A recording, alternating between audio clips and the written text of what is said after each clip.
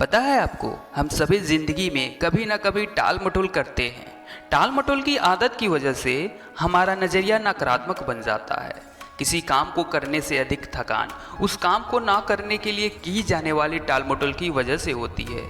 कोई भी काम पूरा होने पर खुशहाली लाता है और हौसला बुलंद होता है, जबकि आधा अधूरा काम हमारी हिम्मत को वैसे ही ख़त्म कर देता है जैसे कि पानी के टैंक में कोई छेद टैंक को खाली कर देता है। हर इंसान की कामयाबी के पीछे उसका सही नज़रिया का अहम रोल होता है।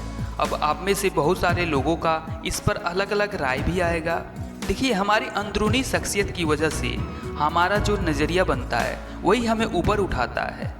हार्वर्ड विश्वविद्यालय के जेम्स बिलियन का कहना है कि हमारी पीढ़ी की सबसे बड़ी खोज यह है कि इंसान अपना नज़रिया बदलकर अपनी ज़िंदगी को बेहतर बना सकता है। हार्वर्ड विश्वविद्यालय द्वारा कराए गए एक अध्ययन के मुताबिक 85% मौक़ों पर किसी इंसान को नौकरी या तरक्की उसके नज़रिए की वजह से मिलती है, जबकि अक्लमंदी या खास तथ्यों और आंकड़ों की जानकारी की वजह से केवल 15% मौके पे ही मिलती है। ताज्जुब की बात है कि जिंदगी में कामयाबी दिलाने में तथ्यों और आंकड़ों की केवल 15% हिस्सेदारी होती है, पर शिक्षा के मद की सारी रकम इन्हीं चीजों को पढ़ाने में खर्च की जाती है। जीत आपके नाम की यह बुक कामयाबी के बाकी 85% के बारे में ही है। अंग्रेजी भाषा में कहते हैं एटीट्यूड। नजरिया सबसे महत्वपूर्ण लफ्ज है। यह जिंदगी के हर पहलू पर असर डालता है, यहाँ तक कि आदमी की नीति और व्यावसायिक जिंदगी पर भी। क्या कोई आदमी अच्छे नज़रिए के बिना अच्छा अफसर बन सकता है? क्या कोई छात्र अच्छे नज़रिए के बिना अच्छा छात्र बन सकता है? क्या माँ बाप, शिक्षक, सेल्समैन, मालिक या कर्मचारी अच्छे नज़रिए के बगैर अपना किरदार अच्छी तरह से निभा सकते हैं? अगर मैं कहूँ कि आपको किसी इंसान के बारे में कुछ तारीफ करनी है तो आप क्या कहेंगे? वह इंसान बहुत अच्छा है या उस इंसान का चरित्र या नज़रिया बहुत अच्छा है? ऑथर इस बुक में यही लिख रहे हैं।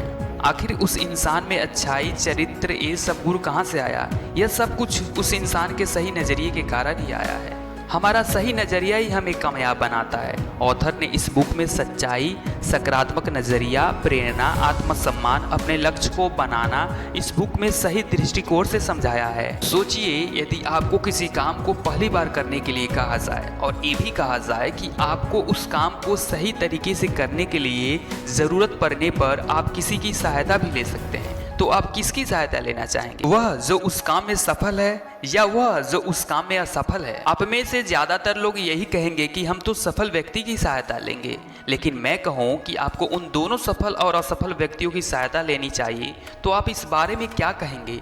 देखिए, सफल व्यक्ति आपको जहां सफल होने के लिए बतलाएगा, वहीं असफल व्यक्ति आपको उस काम के दौरान आपको कौन सी गलती नहीं करनी है जिसके कारण आप असफल हो सकते हैं, वह असफल व्यक्ति ही बतलाएगा। लेखक ने इस बुक में सफलता पाने का रहस्य को गहराई से बताया है। लेखक ने यहाँ 2 स्टेप दिए और कहते हैं कि इन दोनों स्टेप को अगर आप समझ गए तो आप जीवन में कभी असफल हो ही नहीं सकते हैं। फर्स्ट स्टेप, हमें कोई भी काम को फौरन तुरंत करने की आदत डालनी चाहिए। लेखक लिखते हैं, वह चांदनी रातों में सोया, उसने सुनहरी धूप का मजा उठाया, कुछ करने की तैयारी में जिंदगी गुजार कर वह गुजर गया कुछ ना कर हार कर। इस बुक में लेखक कोई भी काम को सही टाइम पर करने की नसीहत देते हैं। ऑथर लिखते हैं, अगर हम सकारात्मक नज़रिया बनाना और कायम रखना चाहते हैं तो आज में जीने और हर काम को तुरंत करने की आदत डालें। स्टेप 2, आसान मानने का नज़रिया बनाएं। अपनी दिक्कतों के बारे में सोचने के बजाय अपनी सहूलियतों के बारे में सोचें। अपने इर्द गिर्द के फूलों की खुशबू सूंघने के लिए वक्त निकालें। आप कई बार सुनते होंगे कि कोई आदमी दुर्घटना की वजह से अंधा या अपाहिज हो गया है, लेकिन उसे हर जाने के तौर पर लाखों रुपए मिल गए हैं। हम में से कितने लोग ऐसे आदमी की जगह लेना चाहेंगे? ऐसा चाहने वाला शायद ही कोई होगा। हम शिकायतें करने में इतने आदी हो गए हैं कि उन चीजों की ओर हमारी नजर ही नहीं जाती जो हमारे पास मौजूद है। हमारे पास ऐसी बहुत सारी चीजें हैं जिनके लिए हमें शुक्रगुजार होना चाहिए। मैं जब कहता हूँ कि अपनी दिक्कतों के बजाय सहूलियतों पर गौर करें, तो इसका मतलब यह नहीं है कि हमें आत्मसंतुष्ट हो जाना चाहिए। आसानमंद होने का नजरिए का मतलब आत्मसंतुष्टि नहीं है। यदि मेरी बातों से आपको आत्मसंतुष्टि संतुष्ट हो जाने का संदेश मिला है, तो मैं अपनी बातों को न समझा पाने के लिए दोषी हूँ और आप दोषी हैं अपना मनपसंद मतलब निकालने के लिए।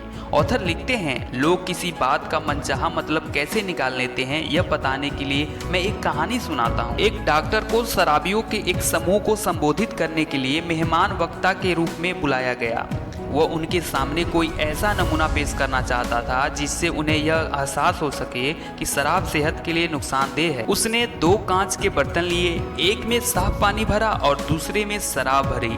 उसने साफ पानी में एक केंचुआ डाला, वह आसानी से तैरता हुआ पानी के ऊपर आ गया। फिर उसने एक केंचुआ शराब में डाला और वह सबकी आंखों के आगे टुकड़े टुकड़े हो गया। यह वही साबित करना चाहता था कि शरीर के अंदर शराब का ऐसा ही असर होता है। नमूना पेश करने के बाद उसने शराबियों के एक समूह से पूछा कि उन्हें इससे क्या सीख मिली। उसका सवाल सुनकर पीछे बैठे एक शराबी ने जवाब दिया, इसका मतलब यह है कि शराब पीने से हमारे पेट में कीड़े नहीं होंगे। क्या उस कहानी का यही संदेश था? बिल्कुल नहीं। किसी बात का मनचाहा मतलब ऐसे ही निकाला जाता है। हम वह नहीं सुनते जो हमें सुनाया जाता है, बल्कि हम वह सुनते हैं जो हम सुनना चाहते हैं। हमें मिली बहुत सारी नियामतें छिपे हुए खजाने की तरह होती हैं। हमें अपनी दिक्कतों के बारे में नहीं बल्कि अपनी नियामतों के बारे में सोचना चाहिए। तो आशा करते हैं यह बुक समरी आपको एक नई ऊर्जा देगा। Thanks for watching.